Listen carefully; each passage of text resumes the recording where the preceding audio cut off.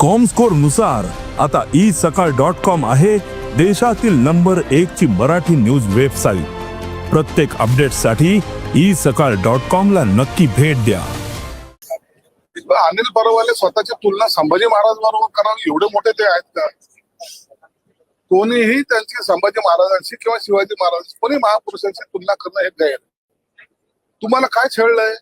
तुमचे नख काढलेत, तुमचे डोळे काढलेत, काय छळलंय? काय एखाद्या ईडीने एखाद्या नोटीस पाठवली त्याला उत्तर देणं तुमचं काम आहे। या सरकारी यंत्रणा ज्या आहेत या प्रत्येकाला नोटीस देतात। शरद पवार साहेबाला सुद्धा नोटीस दिली, काय झालं त्याचं? राज साहेबाला दिली, त्यांनी तर असं वक्तव्य केले नाही।